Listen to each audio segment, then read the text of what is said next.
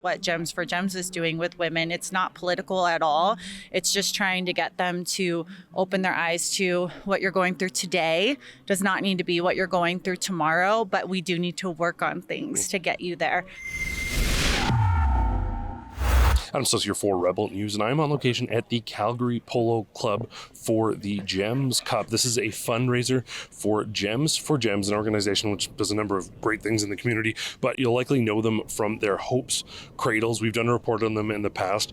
After the tragic demise of a baby that was abandoned on Christmas Eve, this organization got together and they started working on providing safe surrender boxes within the city. They're now expanding those efforts to ensure that no baby is ever abandoned to die again. And frankly, those efforts are fundraised and funded by these types of initiatives. We're here also beyond to support the initiative in order to interview Pamela Jean Noble. She's a social media influencer, an actress, a businesswoman, and a philanthropist. She's an ambassador for Turning Point USA and does frequent appearances on a number of American media outlets. We're very fortunate today to have an exclusive interview with her as she's in attendance here to support this event. So I'm here for the Gems Cup, which I'm so excited about. I have been a Gems for Gems ambassador for about 3 or 4 years now, and I just love everything that they're doing. So I'm excited to be in my Canada for the first time, and then be able to be actually at a Gems for Gems event, because normally I'm just watching from afar at all the amazing stuff they're doing. Now, Gems for Gems, they do a lot of work. Obviously, we've done a story before on the Hopes Cradle, that opportunity to ensure that babies are never abandoned in those circumstances. But they do a lot of work to sort of advance and ensure that women have safe spaces within society. To bring this to sort of a topical issue, you can look at the Olympics, you can look at women's sports in general, and beyond the home, there are questions about whether women's sports and spaces are being kept safe. What do you make of the controversy, whether it be women's sports in general or the Olympics? Yeah, I mean, to me, I don't think women should ever be going up against men. It's just not something that men should be in women's sports. And I know that there's people who think differently, and that's the great thing, is you can have your own opinion. But we all know that a man with testosterone is always going to be able to beat a woman. I mean, I believe it's Serena Williams who said, if I played like the worst man in tennis, they would still beat me, even though I'm the best woman. And so she's just a prime example. If she's an incredible athlete and she knows that there is a difference between men and women, which not everybody knows nowadays anymore. Well, there's a bit of cognitive dissonance. You'll see even the Olympics chair people today were saying, well, there's no real way to tell. How have we gotten to the point where we pretend we don't know what chromosomes are and we can't identify gender? That's a great question, because I am pregnant right now and they know it's a girl. So I don't know how. It's so hard to tell these things. But I think a lot of it is we actually had an interesting conversation on our way over here this morning, that we have been so taught to not question things. So if you're told this is how it is, you just basically need to believe it and not do your own research, where I am in such a stage in my life with having children that I think I over-research everything, because everything is going to affect my child. So I think for too long, just people have said that you can be whatever you want to be, and people want to either go with the flow or not be ostracized, where I think I'm the opposite. I just, I have my family, so I don't really care what other people think. But yeah, I think we've just gotten to a point where you just listen, unfortunately, to what you're told, and this is what is right and politically correct. And, you have to start to think for yourself and realize that it's not just about what people tell you. You need to actually do your own research and come to your own beliefs instead of going with the crowd. Now, you've got a background in modeling, fitness training, all that sort of good stuff. The next question I have for you, and it goes along with the same vein, obviously you want people to feel welcome, included, participating in fitness, but the sort of body positivity thing, has it gone out of base where we're actually encouraging unhealthy lifestyles? Oh, yeah, 100%. I think that there are people who are more genetically predispositioned to be bigger or big boned or whatever it may be, but to tell people, go and eat 10,000 donuts and it's amazing that you're big. It's like, well, no, because eventually you're probably going to have a heart attack. And why would you ever want, if you actually care about somebody, why would you ever want someone to do that? I mean, I just took care of my dad who had triple bypass surgery. It's not fun. Yeah. And so I think that's the big thing is you should be loving, especially I'm Christian. I think you should be loving to everybody, but I don't think that you should ever put somebody in a situation where you're so accepting that it's actually detrimental to them, and I think that's where we've kind of come with the body positivity thing, is that you're essentially telling these people, like, if you die early or you have a heart attack or a stroke, like, that's okay because you were comfortable in your own skin. And if you actually love that person, you should want them around for as long as possible. Yeah, that's incredibly interesting. And you touch on something interesting there, and I don't want to get overly philosophical here, but the notion of sort of love, the definition of that is that letting everyone do whatever they want, or sometimes does it mean, no, men shouldn't be beating up women in sports, and no, being that overweight isn't healthy for you? Yeah, I mean, I think there's a way to do everything in a loving manner and not just coming across and trying to be so harsh that I think, sometimes things do really come across that way. But I think, there's going to be people who are so stuck in their ways. You kind of have to meet them where they're at and slowly give them that love, where maybe they'll come around, because otherwise you can just turn people completely away.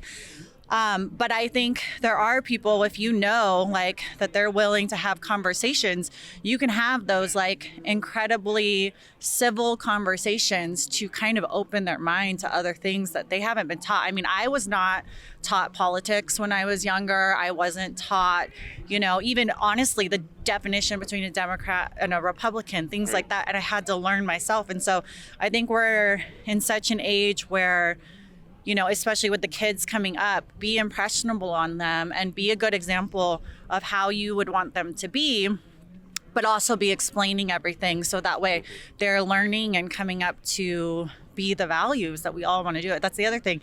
Don't preach the values and not be the values. You need to preach them and expose and show other people, like, oh, that's why I would want to be a Christian, or that's why I would want to be a conservative, because look at how well posed they are or how kind they are to other people. And I think that's another way that you can get people kind of in our corner instead of being, the in the face, this is how you need to live kind of thing.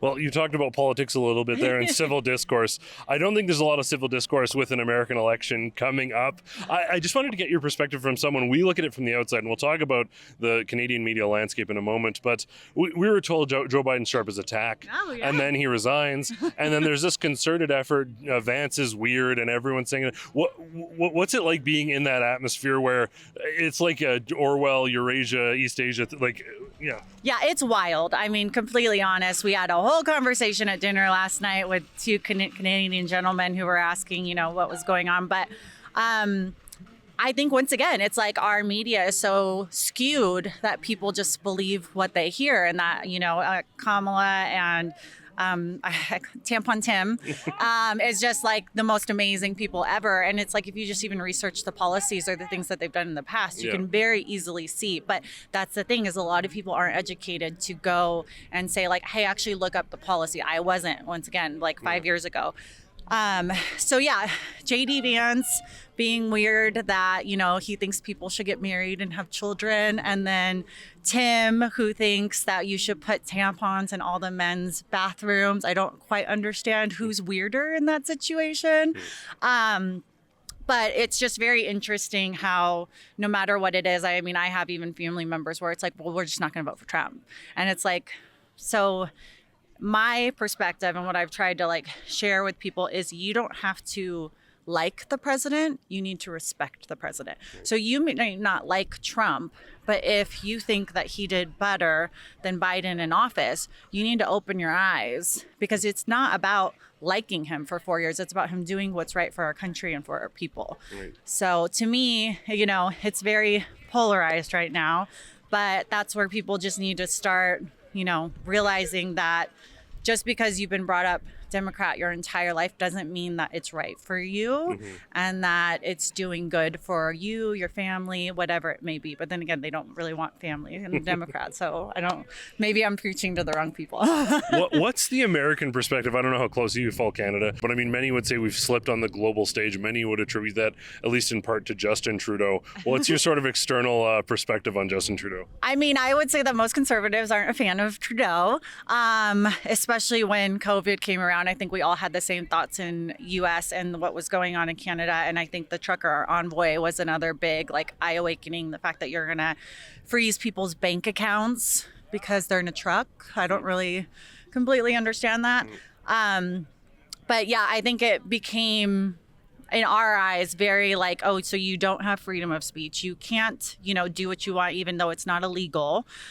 Just different things like that, that just kind of, you looked at it from the outside perspective saying like, something's not quite right. I don't know everything. I was trying to, at dinner last night, talk to many of the people to learn more about it. But I think my table was more skewed towards what I believe. So, but yeah, it's very interesting. I don't think it's just Canada. I don't just think it's America. I'm sure what's happening in England right now. There's so many different places where we're kind of at a battleground of where are we going to go? Yeah.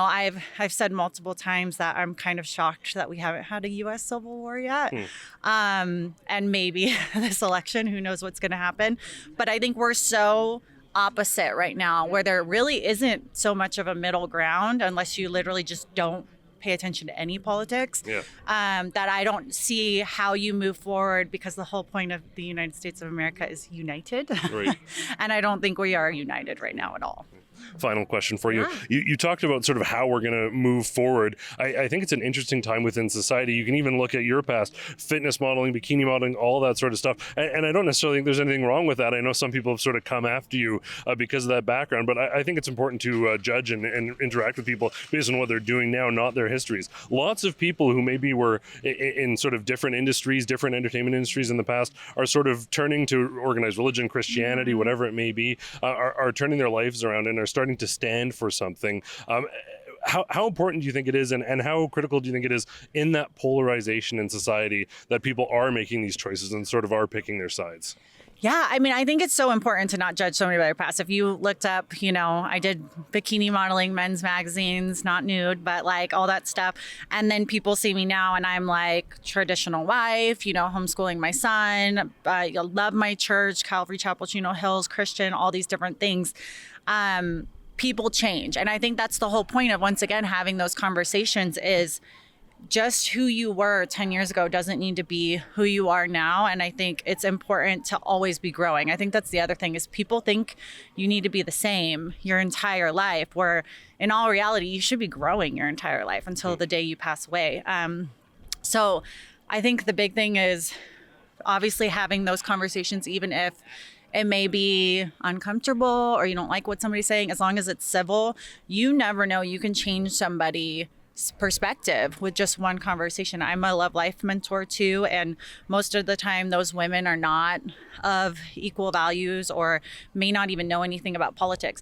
And just being able to, once again, doing the like love on them in a very kind way. It's amazing how these women can transform their lives. And the same with what Gems for Gems is doing with women. It's not political at all.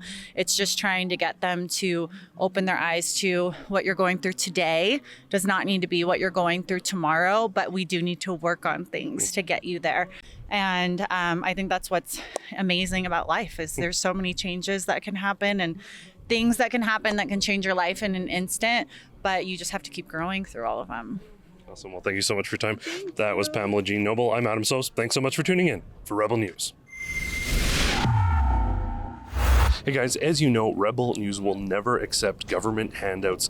That's why we are able to bring you truly independent coverage. So if you want to support us as we tell the other side of the story, consider chipping in a few bucks at rebelfieldreports.com.